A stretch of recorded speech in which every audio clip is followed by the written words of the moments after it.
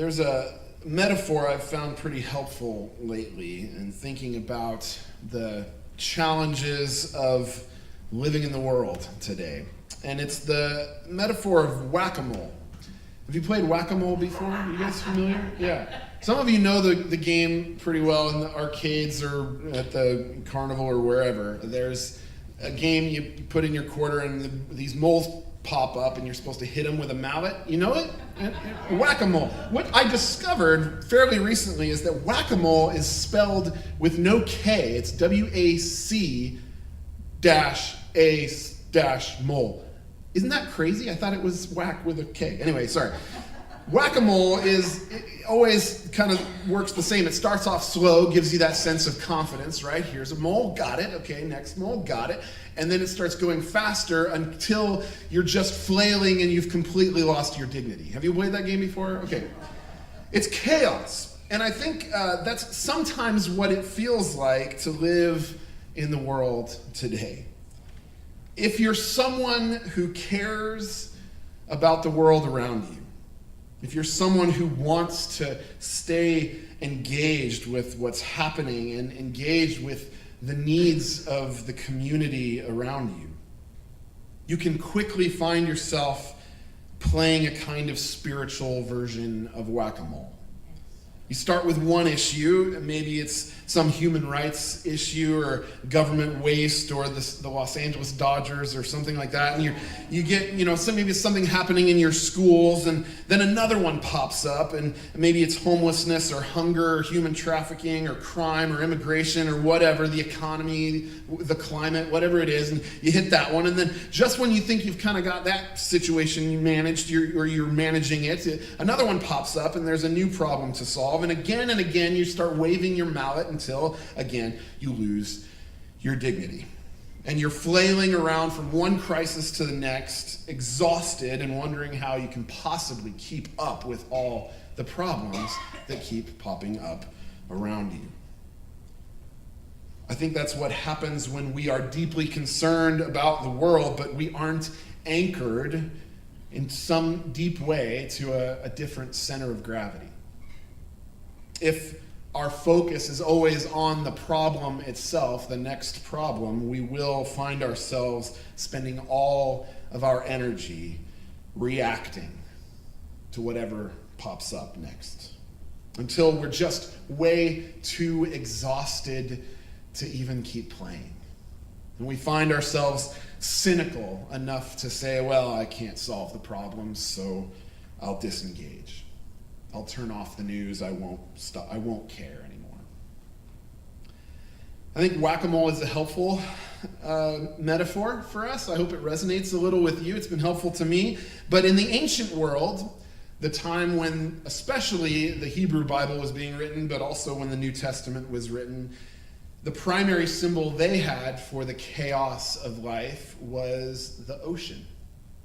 We went to the beach yesterday and we had a quick lesson on the fact that you cannot control the ocean. That even when you have plans to be there on Torrey Pines Beach on the little sliver that eventually gets taken over by the tide, even if your plan was to be there another hour, the tide will eventually come in. You can't stop it, right? We had to learn that yesterday. We left a little earlier than we were planning because we didn't know that the part of the beach we were on eventually disappears. You can't control the ocean, and the ancient people had a definite sense of that, and they had to go out on the ocean for trade and for different things, and the ocean from a very early time in human history was a very poignant image of the chaos and uncontrollability of the world. You may remember in the Bible, in the very first creation story in Genesis 1, that it's God who hovers over the what? The waters of chaos. The formless void is the thing from which God creates the world. You may remember the watery chaos in which the Leviathan lived. Maybe you don't remember that, but if you're familiar with some of the stories of Job and different stories in the Old Testament, there's all kinds of images of this. There's one really powerful psalm you may be familiar with, Psalm 107, where it gives us this description of people being overtaken by the ocean. It says some of the redeemed had gone out on the ocean in ships, making their living on the high seas, and they saw what the Lord had made. They saw his wondrous works in the depths of the sea. God spoke and stirred up a storm that brought the waves up high. The waves went as high as the sky, and they crashed down to the depths. The sailors' courage melted at their terrible situation. They staggered and stumbled around like they were drunk. None of their skills were of any help. You can picture the whack-a-mole game, right? So they cried out to the Lord in their distress, and God brought them out safe from their desperate circumstances. God quieted the storm to a whisper. The sea's waves were hushed. You can imagine this psalm may have been on the minds of the disciples of Jesus when he calmed the storm in those stories. So they rejoiced because the waves had calmed down. Then God led them to their harbor where they were hoping to go. Let them thank the Lord for his faithful love and his wondrous works for all people. So in this story in the Gospel of Matthew, this familiar story of Jesus walking on the water, we have this image in the back of our mind. If we're ancient readers of the text, this image of the chaotic sea. And Jesus here is walking on the Sea of Galilee in the middle of a storm. So it carries with it a little extra meaning than maybe what we infuse with our modern eyes. So when the disciples see Jesus walking on the water, the disciples freak out. That's at least how I read the Greek. It says they were terrified. It's a ghost, they say, and they cry out in fear. But Jesus said to them, "Take courage. It is I. Don't be afraid." And Peter says, "If it's you, Jesus, call me out there to walk with you." Peter, after all, is a disciple of Jesus. It's his whole life's mission to be like this Jesus. And so if Jesus is walking on the water, well, I, as a good disciple, want to be able to do the same thing. And Jesus calls him out onto the water, and Peter does it. That's the part of the story that if it wasn't already weird enough that you have Jesus walking on the water in the middle of a storm, now is it a little weirder that Peter's doing it? Peter, just this regular guy? You're doing it, Peter. That's what I always picture. I don't know if you guys know the movie Hook. You guys familiar with that movie? With Robin Williams, who is forever Peter Pan to me, is Robin Williams. But there's that moment where he starts to fly and they say, "You're doing it, Peter." Sorry, that's what I always think of when Peter's walking on water. But when he saw the wind and he saw the waves, he was afraid. And he began to sink and cry out, "Lord, save me." Now the wind was an issue, right? The wind was a very genuine problem. The waves were a real problem, right? But it's when he focuses on that problem that he begins to sink. It's when the problem itself steals his attention from the Jesus who he's trying to follow that he begins to sink. That's just the thing with problems in the world. If they capture our attention, if they steal our imagination, we can sink too. We can find ourselves spiraling in cynicism. And just like that whack-a-mole game, before you know it, you've lost your dignity and you're sinking. We can begin to think that our calling as Christians is to focus on problems. That can even feel really justified, right? There are so many problems in the world, and we as good, caring people want to care about those problems. So we take up one issue after another. We can think that keeping our eyes on the wind and the waves is actually what we're called to do, to keep watching for the next crisis that needs our attention, the next problem we can react to. But if we spend all our time looking at the wind and the waves, eventually the waves will overtake us. What we need is a center of gravity. We need something to anchor ourselves to. We need to focus on Jesus. We need someone who holds our attention, who holds our imagination, who keeps us steady in the midst of the chaos.